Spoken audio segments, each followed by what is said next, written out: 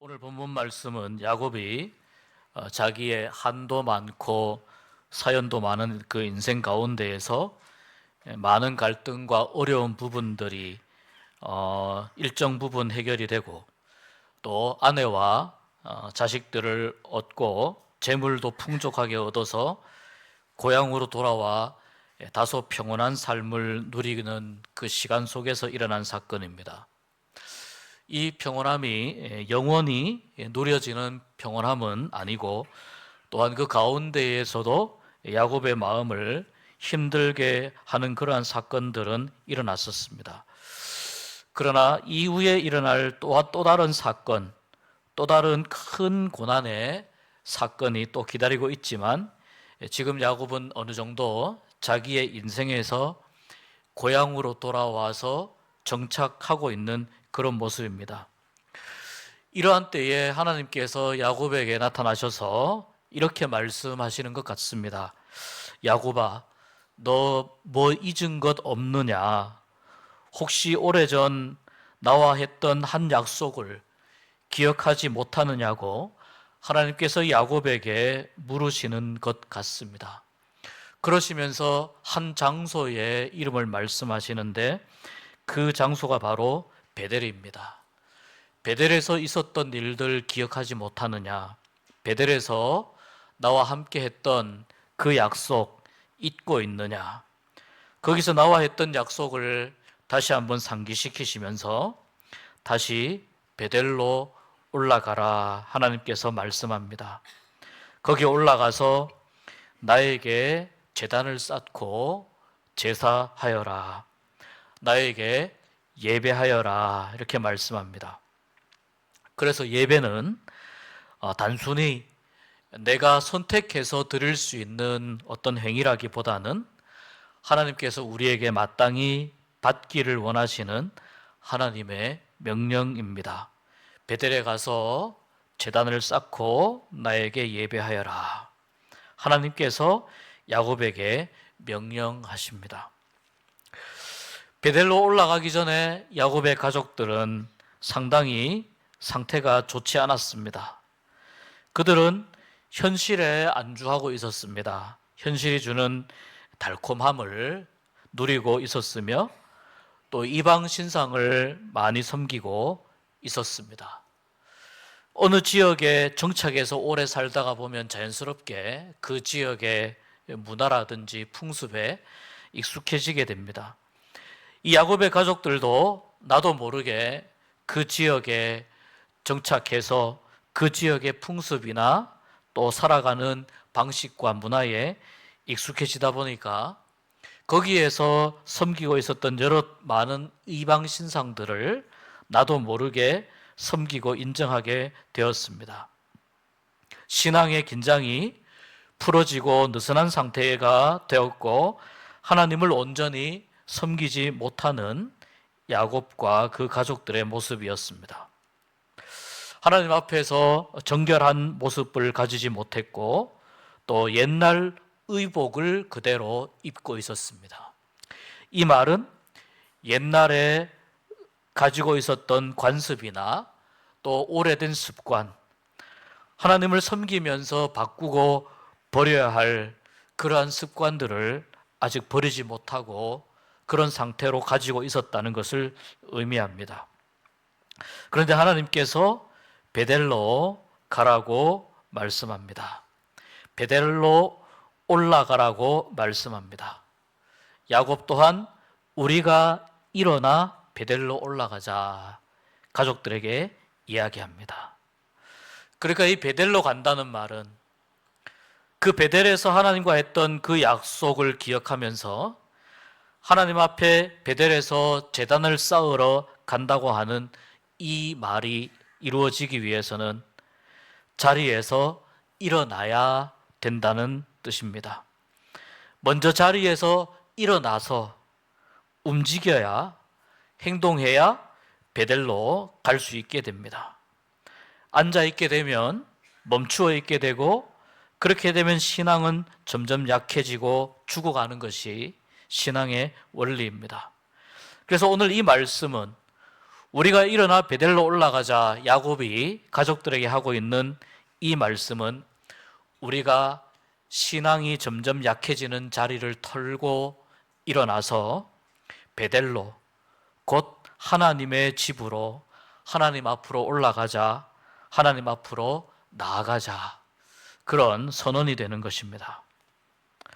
이제 지나간 지 꽤 되었지만 우리나라뿐만 아니라 전 세계적으로 코로나라고 하는 이 엄청난 그 위기 가운데에서 특별히 우리 한국 교회들도 많은 어려움을 겪었습니다. 경제가 흔들리고 삶의 근간이 흔들리는 그런 굉장한 충격을 온 세계가 경험했습니다. 교회는 어떠했습니까? 여러분 기억이 나실지 모르겠습니다만 거의 대부분의 교회들이 현장 예배가 불가했습니다. 현장 예배가 허용되지 않았습니다. 그래서 궁여지책으로 생각해낸 것이 유튜브를 사용하는 영상으로 예배를 드리는 것이었습니다. 홈페이지라든지 이런 인터넷 매체를 통해서 영상으로 예배를 드렸습니다. 교회에 모일 수가 없으니 당연히 영상으로라도 예배를 준비해서 드려야 했습니다. 감사하게도 이 영상 예배가 모일 수 없는 그 한계를 극복하게 했고, 완전히 극복하지는 못했으나 어느 정도 극복하게 했고 계속해서 예배하는 삶을 이어가는데 큰 역할을 했습니다. 그리고 여러 교회들에서 잠시 현장 예배가 중단되었던 그 시기가 끝나고 다시 모여서 현장에서 예배 드릴 때에 많은 성도님들이 현장 예배의 감동을 다시 한번 되새기면서 이것이 정말 예배의 기쁨이구나, 눈물을 흘렸던 적이 많이 있습니다. 그런데 처음에는 이렇게 영상으로 예배를 드리는 것이 이렇게라도 하니 너무나 감사했습니다. 그런데 시간이 점점 지나고 나서 영상 예배가 익숙해집니다. 그리고 조금씩 나태해지기 시작합니다.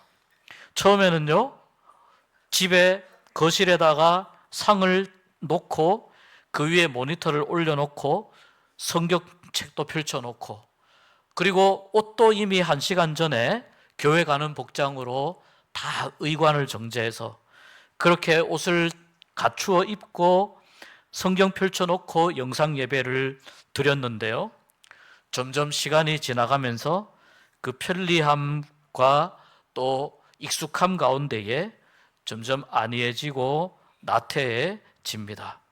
그래서 나중에는 어떻게 합니까? 나중에는 그냥 이불 속에서 휴대폰 보면서 그렇게 예배를 드렸다, 예배를 보았다, 이렇게 이야기하는 분들의 말도 많이 들어보았습니다.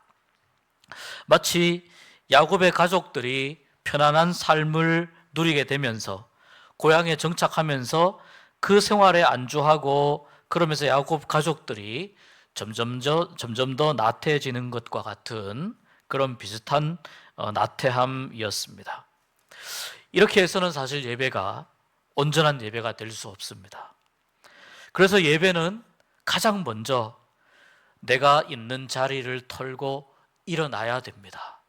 내가 있는 자리를 털고 일어나서 하나님께 나아오는 이 행동이 예배의 시작이 됩니다. 하나님께 오는 그 길이, 하나님 앞으로 나오는, 움직여서 하나님께로 올라오는 그 행동이 예배의 시작이 되고, 이것이 어쩌면 하나님께서 가장 기다리시는 그런 행함의 모습이라고 볼 수 있습니다. 그래서 시편 기자도 이렇게 고백을 합니다. 내가 산을 향하여 눈을 들리라. 그 산은 어떤 산입니까? 하나님이 계신다고 고백하는 거룩한 성산입니다. 그 산을 향해서 눈을 들리라. 오랜 시간 이 산을 향해서 나그네의 발걸음으로 묵묵히 그렇게 오르막을 올라서 거친 숨을 내쉬면서 저기에 하나님이 계시는데 하면서 눈을 들어서 산을 향하여 위를 바라보는 그 모습이 바로 이 시편에 내가 산을 향하여 눈을 들리라 이 모습입니다. 야곱의 가족들은 베델로 올라가자고 하는 야곱의 말을 듣고 베델로 가기 위해서 준비합니다. 야곱의 가족들이 베델로 올라가기 위해서 했던 행동들이 있습니다. 그들이 그동안 가지고 있었던 많은 이방의 신상들, 또 귀에 걸고 있는 이 귀걸이들을 전부 다 빼서 야곱에게 다 줍니다. 야곱은 그것을 다 받아서 상수리 나무 아래에 묻어버립니다. 땅 아래에 묻어버립니다. 이것들은 다 귀금속이고 돈으로 치면 꽤 값이 나가는 그런 물건들입니다. 그런데 이 물건들을 전부 다 땅 아래에 묻어버립니다. 많은 이방 신상들을 이 야곱의 가족들이 가지고 있었습니다. 바로 우상의 모습입니다. 하나님께서는 십계명을 통해서 우상의 모습은 어떤 모양이든지 만들지 말라고 명령하고 있는데 야곱의 가족들은 어느새 자기도 모르는 사이에 그런 이방 신상들을 그 모습들을 많이 가지고 있었습니다.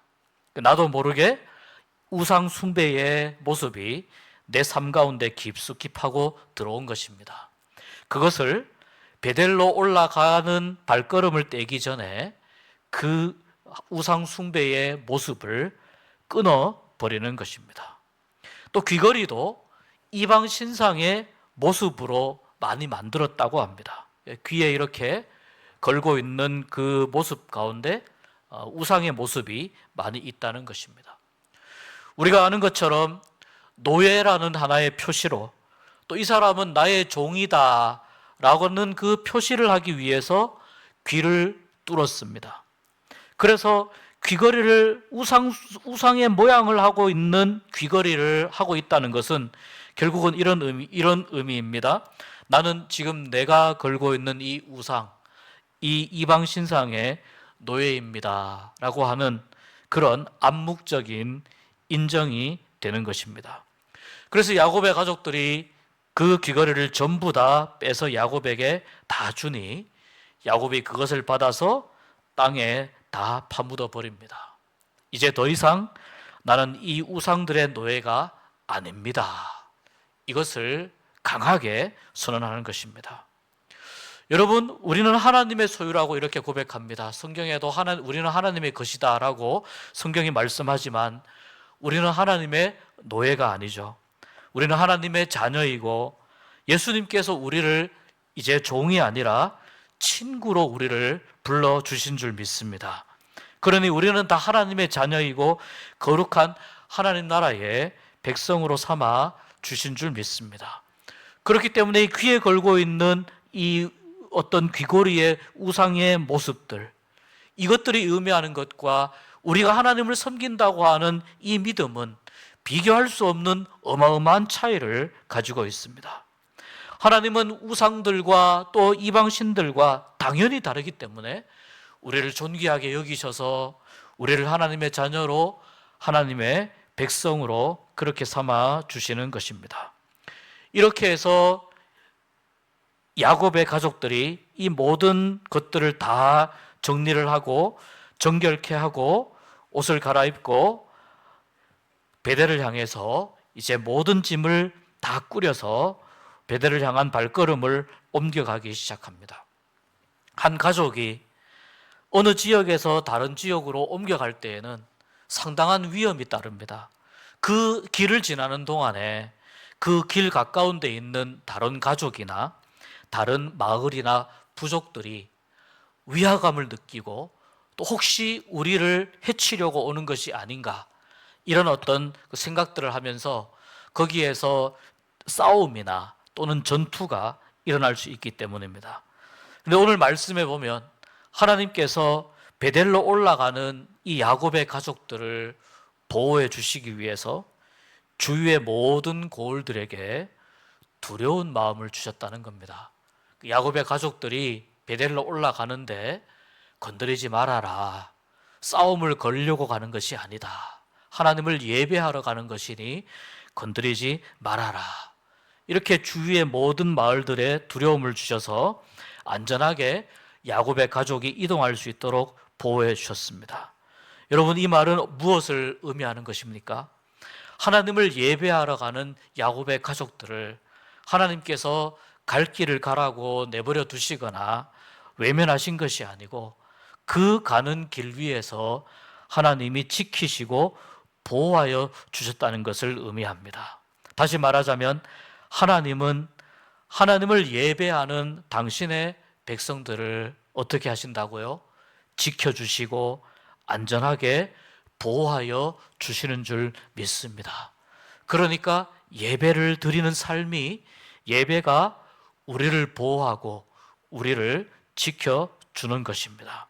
이러한 하나님의 보호를 받으면서 야곱의 가족이 베델로 올라갑니다. 이 베델은 어떤 곳입니까?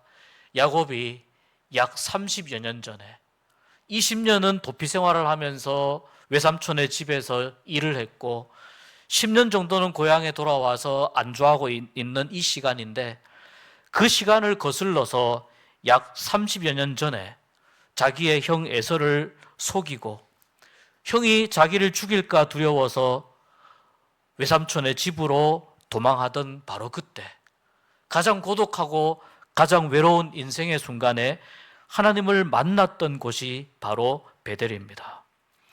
야곱이 가장 초라하고 가장 낮은 마음을 가지고 있을 때, 가장 외롭고 가장 두려운 마음을 가지고 그 누구에게도 의지할 곳 없는 혼자의 몸으로 그렇게 도망칠 때, 그렇게 도피 생활을 할 때에 바로 그 순간에 하나님께서 나타나셔서 야곱을 만나 주셨습니다.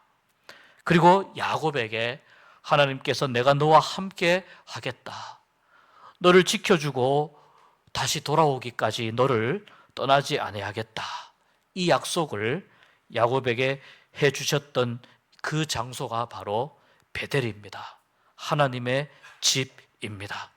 그러니까 이 베델로 올라가라는 말은 하나님을 처음 만났을 때 그때의 그 낮은 마음, 그때의 그 상한 마음, 그때의 외롭고 초라하고 고독한 마음을, 그 절박했던 시간을 기억하면서 다시 하나님을 처음 만났던 그 마음으로 회복하라는 의미가 베델로 올라가라는 의미입니다.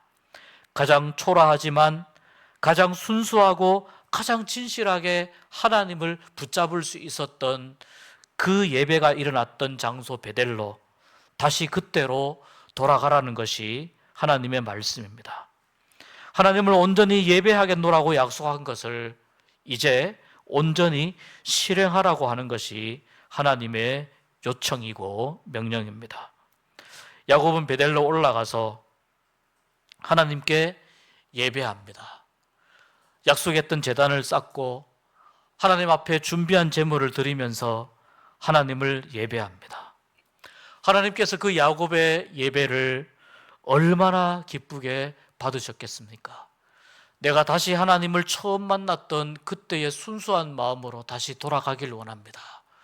하나님, 제가 30년 동안 이 시간을 잊고 살았습니다. 이 순간을 잊고 살았는데 하나님께서 다시 말씀하셔서 그때 나를 찾아오셔서 나를 붙잡아 주셨던 하나님을 다시 내가 순수한 마음으로 예배하게 하시니 감사합니다. 이러한 마음으로 올려드리는 그 예배를 하나님께서 얼마나 기쁘게 받으셨겠습니까? 하나님께서 그 예배를 받으셨을 뿐만 아니라 야곱에게 하나님께서 놀라운 축복을 허락하여 주십니다. 10절 말씀을 보니까요, 너의 이름이 야곱인데 이스라엘로 완전히 이름을 바꾸어라, 이렇게 명령하십니다. 사실 야곱은 고향으로 돌아오기 전에, 고향으로 돌아오는 그 길 위에서 야복강이라는 그 강에서 하나님을 만났고, 하나님께서 야곱을 만나 주시고 밤새도록 씨름하면서 이미 야곱을 축복하시면서 이스라엘이라고 하는 이 새 이름을 벌써 주신 적이 있습니다. 그런데 아직까지 야곱은요, 그 이름을 받았지만 야곱은 아직 이스라엘이 되지 못했습니다. 야곱의 그 옛 습성을 버리지 못했고 하나님은 이스라엘이라고 하는 영적인 승리자의 이름을 주셨지만 이 고향에 돌아와서도 세상과 벗하고 여전히 죄 가운데 머물러 있었기 때문에, 죄를 끊어내지 못했기 때문에 이스라엘이라고 하는 이름을 사용하지 못했습니다.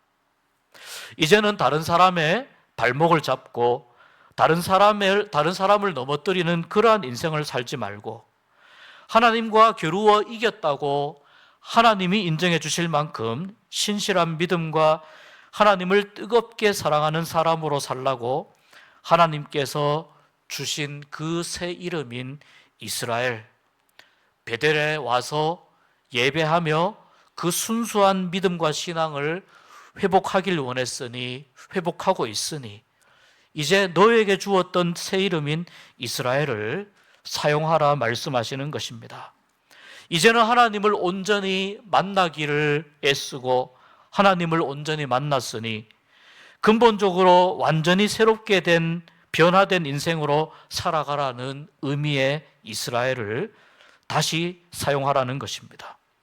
그래서 인격과 성품과 자신의 모든 것이 변해서 새 사람으로 살아가라는 것이 이스라엘이라고 하는 이름을 사용하라고 명령하시는 하나님의 뜻이고, 이 명령을 베델에서 예배가 회복된 야곱에게 하나님께서 주신 것입니다. 이것이 야곱에게 주신 첫 번째 축복입니다. 두 번째 축복은 11절에 이렇게 말씀합니다. 생육하고 번성하라 말씀합니다. 생육하고 번성하여 너에게서 백성들의 큰 무리가 나올 것이다. 백성들의 총회가 나올 것이다. 이렇게 말씀합니다. 하나님은 그 축복을 당대에 뿐만 아니라 자손들에게까지 계속해서 이어서 주시는 분인 줄 믿습니다. 고대 사회에서는요, 많은 자녀들과 많은 자손들을 거느리고 있는 것이 하나의 축복의 상징이었습니다. 저 사람 자손이 많은 거 보니까 큰 복을 받았구나. 축복의 상징이면서 동시에 힘의 상징이었습니다. 그래서 야곱에게 많은 자손들을 주신다고 하는 것은 야곱이 정말 축복받은 사람이구나라는 것을 모든 사람들이 눈으로 볼 수 있게, 모든 사람들에게 알게 하시겠다는 말씀입니다. 예배가 회복되는 사람을 하나님께서 어떻게 하십니까? 많은 사람들이 보기에, 다른 사람들이 보기에 저 사람 축복받은 사람이구나, 하나님의 축복을 받고 있구나라는 것을 다른 사람의 눈으로 확인시켜 주시는 은혜를 주시는 것이 예배가 회복된 사람에게 주시는 두 번째 은혜요 복인 줄 믿습니다. 세 번째, 하나님께서 이렇게 말씀합니다. 11절에 왕들이 너의 허리에서 나오게 될 것이다 라고 말씀합니다. 단순히 자손들이 숫자만 많은 것이 아니라 왕들이 나온다는 말은 이 자손들이 하나의 국가와 하나의 나라를 만들 것이다, 그런 뜻입니다. 그리고 이 나라의 이름이 우리가 아는 것처럼 바로 이스라엘이 됩니다. 야곱이 바뀌어 변한 이스라엘, 그 이름이 됩니다. 물론 야곱의 가족들이 이집트로 넘어가서 거기에서 큰 기근을 이겨내면서 큰 민족을 이루는 시간과 과정이 필요했습니다. 그러나 결국 하나님은 야곱에게 약속하신 대로 다시 야곱의 자손들로 이루어진 이 큰 민족을 가나안 땅으로 불러오셔서 하나님이 다스리시는 그 나라를 세울 것이다. 거기에 왕을 세울 것이다. 이 왕들이 야곱의 허리에서, 야곱의 자손들에게서 계속해서 나오게 될 것이다 라고 하는 복을 베델에서 예배하는 야곱에게 주시고 계십니다. 그리고 마지막 네 번째, 하나님께서 야곱에게 주시는 복이 있습니다. 12절에 이렇게 말씀합니다. 아브라함과 이삭에게 준 땅을 너에게도 주고 뿐만 아니라 너의 후손에게도 이어서 주겠다 말씀하십니다. 아브라함과 이삭은 누구입니까? 야곱에게 있어서는 믿음의 기준이요, 아버지, 할아버지입니다. 할아버지에게 나타났던 하나님, 아버지에게 나타났던 하나님, 그 하나님이 자기에게 나타나셔서 할아버지에게 한 약속, 아버지에게 한 약속을 다시 한번 확인시켜 주는 겁니다. 똑같은 하나님이라는 겁니다. 그래서 야곱뿐만 아니라 그 자손들도 할아버지에게 약속하신 땅, 아버지에게 약속하신 땅, 그리고 야곱 자신에게도 약속하신 그 땅에서 계속해서 살게 될 것임을, 약속을 성취하면서 살게 될 것임을 하나님께서 축복으로 말씀해 주십니다.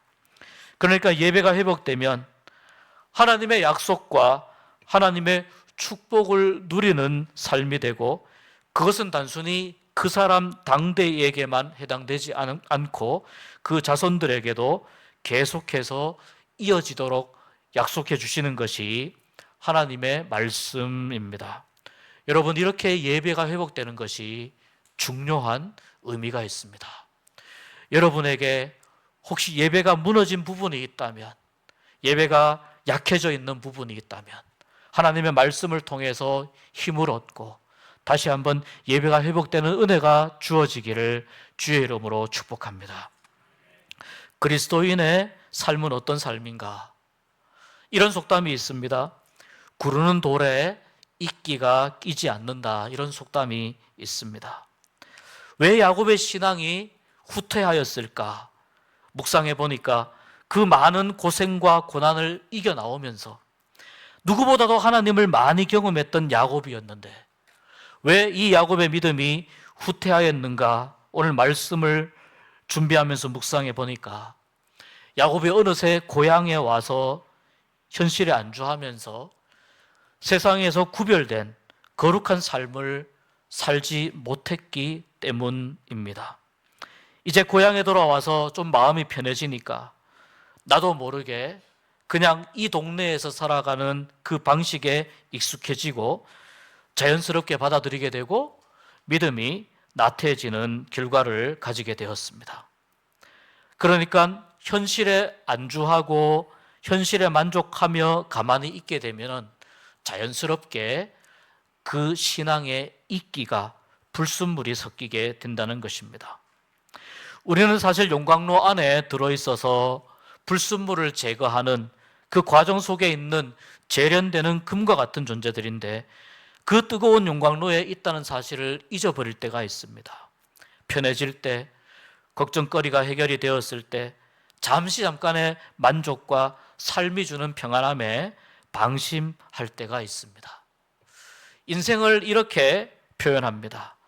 어느 한 사람이 사자에게 잡아먹히지 않으려고 사자에게 막 쫓기면서 도망을 가다가 낭떠러지를 만났는데 그 낭떠러지에서 그만 발을 헛디뎌 밑으로 떨어지게 되었습니다.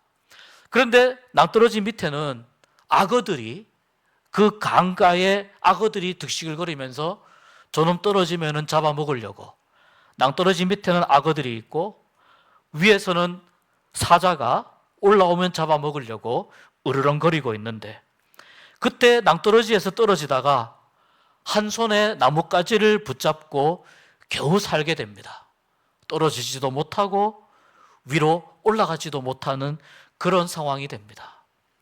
이것도 걱정거리인데, 그런데 그 와중에 손으로 붙잡고 있는 그 나뭇가지의 뿌리 옆에 작은 구멍이 하나 있는데 이 구멍에서 한 번은 흰지가 나와서 뿌리를 갉아먹고 한 번은 검은지가 나와서 뿌리를 갉아먹습니다. 조금씩 뿌리를 갉아먹습니다. 올라가지도 못하고 내려가지도 못하고 가만히 있어도 흰지와 검은지가 나와서 뿌리를 갉아먹습니다. 이 흰지는 낮을 의미하고 검은지는 밤을 의미합니다. 어떻게 해도 살아날 구멍이 없습니다. 그렇게 시간이 가면 결국 뿌리가 잘려서 떨어질 텐데, 이러한 두려움과 염려를 안고 조마조마한 마음으로 그 절벽에 안간힘을 쓰면서 매달려 있는데 그때 어디선가 엥하더니 벌 한 마리가 날아와 가지고요 콧잔등에다가 꿀을 한 방울 딱 떨어뜨리고 갑니다. 꿀의 그 달콤한 향기에 취해서 혀를 내밀어 가지고 코끝에 꿀을 요렇게 핥아먹습니다. 그러면서 그 꿀을 먹으려고 안간힘을 쓰는 동안에 지금 자신이 절벽 끝에 매달려서 언제 떨어질지 모르는 위기 가운데 있다는 사실을 다 잊어버리고 그 한 방울 꿀을 먹으려고 몸부림치고 있는 한 사람의 모습, 이것이 인생이라는 것입니다. 그리스도인의 삶의 중심은요, 예배입니다. 예배가 없으면 그리스도인의 삶은 다 무너지게 됩니다. 그래서 그리스도인의 삶의 중심은 예배이고, 예배하는 삶이 그리스도인의 삶을 세워갑니다. 이 예배는 끊임없이 베델로 올라가기 위해서 몸부림치는 것입니다. 하나님을 처음 만났던 그 순수한 마음으로, 하나님을 처음 고백했던 그 순수한 모습으로, 순수한 믿음으로 다시 올라가기 위해서 몸부림치는 것, 이것이 바로 예배입니다.